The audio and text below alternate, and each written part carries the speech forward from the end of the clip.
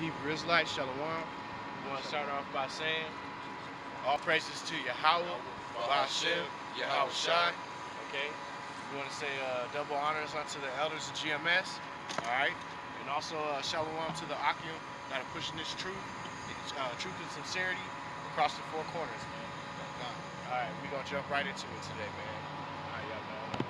Bring it out what you guys want to switch.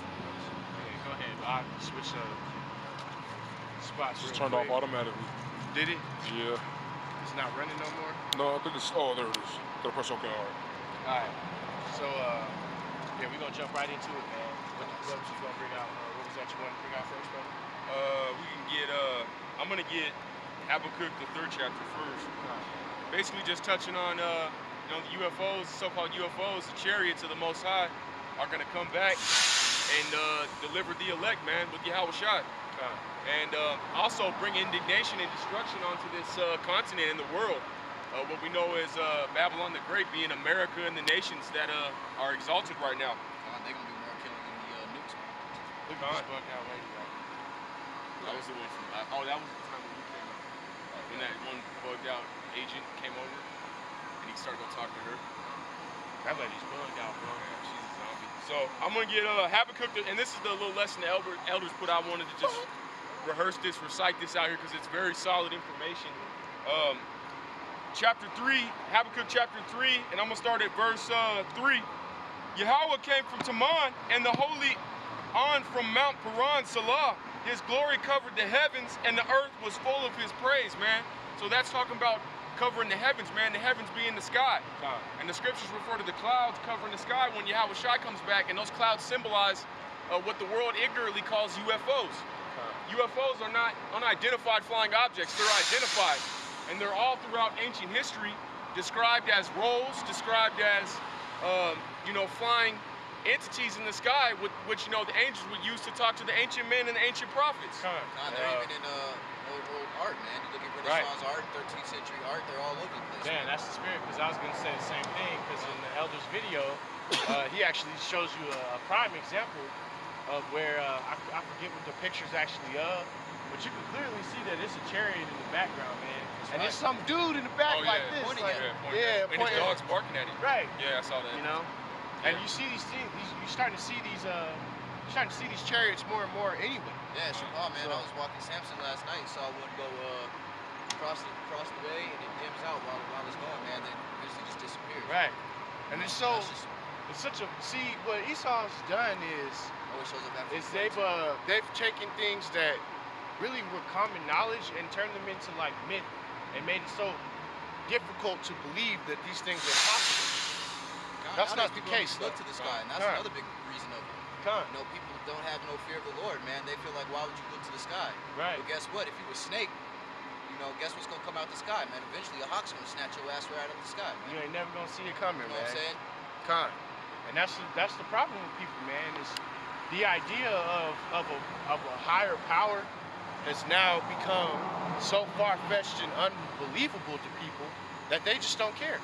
So the concept of there being you know, an entity which is Yahawah, you know, a God to you ignorant people, or Jesus' son coming back, descending on a chariot or ascending on a chariot, why is that so difficult for you to believe?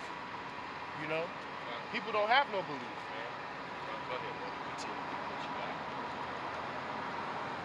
And his brightness was as the light, and he had horns, and the word horns means Quran in the ancient in the Hebrew in the etymology, which basically translates to great powers of light, man. And like, you know, and that gets down to these chariots, man. They have the ability to dispose of weapons that is far superior to the technology of Esau, Edom, and the so-called white man. So these chariots are going to come back with great power to destroy these nations, man. And they're going to, you know, like that movie War of the Worlds with Tom Cruise, man. You know, you're going to be people running down the street and they're going to get beamed into ash. Right. You know, they're going to be incinerated. And then, of course, coming out of his hand, and there was so the horns coming out of his hand, and the hand being the chariots, man. And there was the hiding of his power.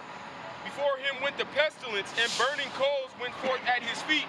So these chariots being, and this was the vision sent to Habakkuk, man. chariots in the sky, and then the coals burning at the feet, man. That's them laser beams burning up these people, these wicked nations, and then this, of course, you know, getting into the fact that they're gonna be in the sky and the coals being the ground being burned up, man. Those laser beams are concentrated fire too, man. Concentrated fire, man. How's that You feel? know, you're gonna get your ass roasted up, man. Look at this. I've That's so scary. been watching that zombie bitch. That's like George Romero. That shit is scary. That is George Romero shit, bro. You probably can't see her on the camera. That's bugged out. Yeah, that bitch look like a bitch off Walking Dead. Hey, but that's all this place gotta go, man. Cause you got all kinds of bugged out shit like that going on all over the place. And that shit is judgment, you know? It's not like people are just judgment. When you get bugged out like that, the Lord is judging you one way or another. You catch a judgment. My bad. Go ahead. Okay, so in 6, he stood and measured the earth.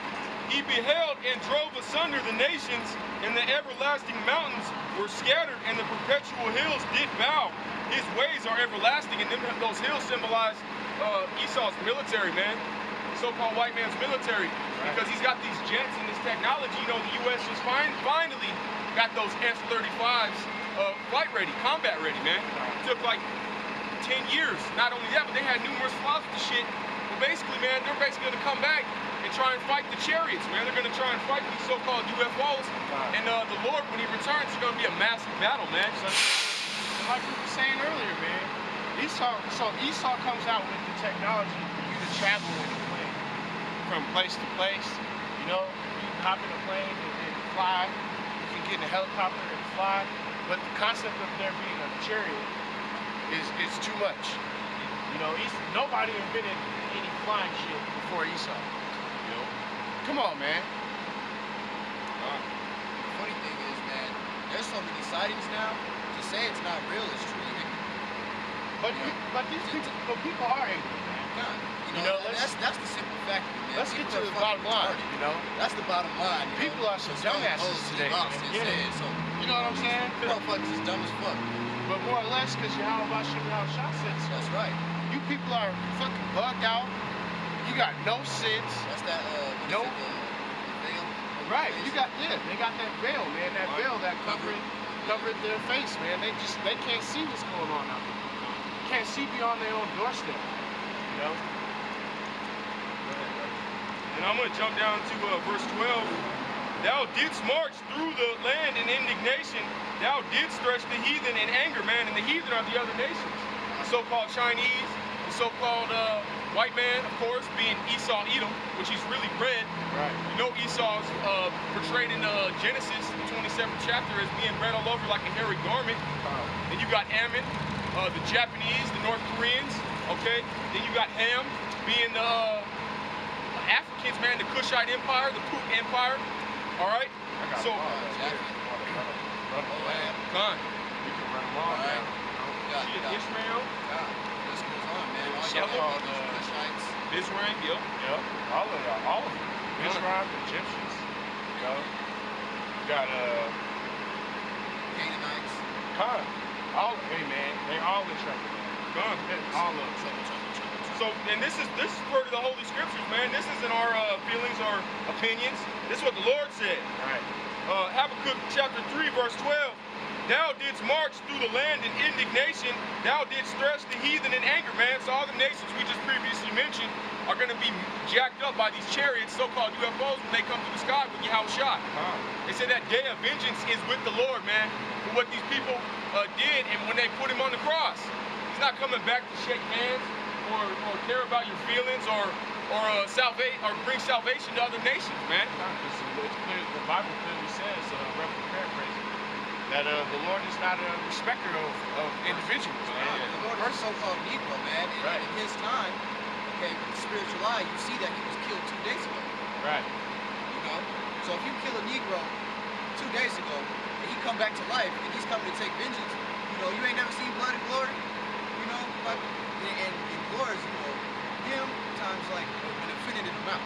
So Lord's gonna come back with superpowers like Goku, you know, and bring fucking death to this place, man. Right. Superpowers like Goku. He's on Super Saiyan. Blow your ass Super away. Saiyan God, bro. All powerful. Yahawah, bahasham, Yahawashi, man. And then my last chapter I want to touch on in Habakkuk is 13, and then we're going to jump into 2nd Esdras 2 and 38. Thou wentest forth for the salvation of thy people.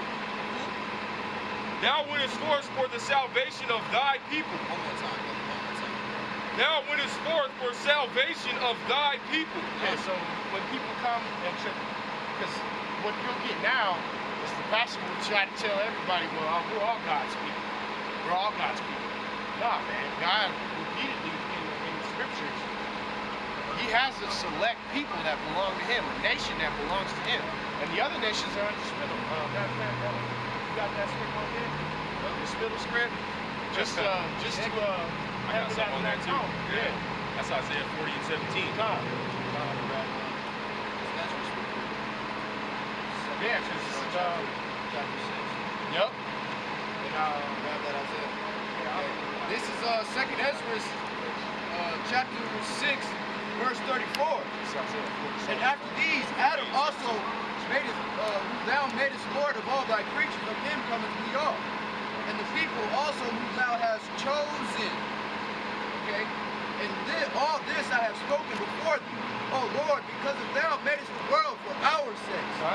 As for the other people which also cometh from Adam, thou hast said that they are nothing, but be unto spittle, and hast likened the abundance of them unto a drop that falleth from a vessel. And now, O Lord, behold, these heathens which have ever been reputed as nothing have begun to be lords over us and devour us. That's right, man. So the Lord refers to these other nations, per what the scriptures brother just read, as a spittle, man. As if a bucket or a drop of water that falls from a bucket. Okay? And that's talking about all the lineage of Adam, because Adam created, or through Adam came all the lines of nations through him, and then of course through Noah and his sons. Right. His three sons. So like the brother said, you know, yeah, all the nations do come through Adam. There's different lines of people. We all came through Adam. But the Lord chose But the Lord chose one. Right. And the other ones are not important. Now, just to hash that again, this is Isaiah. This is Isaiah 40 and 17. And it reads, all nations before him are as nothing, and they are counted to him less than nothing, and vanity. Okay? To whom then will ye liken God? Or will will ye compare unto him? Alright? So these other nations, man, the Lord's not dealing with them. The Lord's not dealing with them. He's dealing with his people. With the people that are likened unto him. Right? And that's also why the men that are the angels about to come out of the chariots, about to have huge afros and beards. Right. As according to what the Lord, who the world ignorantly calls Jesus Christ, is going to look like. Okay. And then I'm going to finish the rest of this chapter. We're going to jump into 2nd Esdras 22 and 38. Now, because we just touched on both, the Lord is not dealing with these other nations, man. He is not dealing with them. He's dealing with his men. He's dealing with his nation. And only a portion of Israel. Right. Not even all his nation. That's right. All of Israel is not of Israel, man. Because you got scoffers. You got Israel be the #1 scoffers. They get best at it. Yeah, you know, you got nigga women that are out of order. They don't never want to go back. You know, you got men that are just as bad. You know, they follow right after that bugged out bitch. Always. And, you know, shit, 2/3 of our nation, man, is trash. I'll tell you how about Yahawashi right now. Including the Northern Kingdom, too, man. Because they act just as crazy, just as bad. They all ain't no different, man. Bunch of speakers and niggas, man. So, thou wentest forth for salvation of thy people, even for salvation with thine anointed. Thou wouldest the head out of the house of the wicked by discovering the foundation unto the neck. So Esau's been discovered, man. We know Esau Edom is the so-called white man. And through that, we're starting to start with the elders of GMS and the elders down have created altars to expose this devil, man. To expose him for what he's done, not only throughout all of history, but through his many misconceptions that he's brought out today, the devices of the wicked. He's highly exposed. We are not ignorant of, man. He's highly exposed. Yeah. He's naked. They can tell. His red little pink meter showing, man. Shit. Con. So, Yeah, I got it. You want me to hit that? Yeah. All right. I'm about to cut it.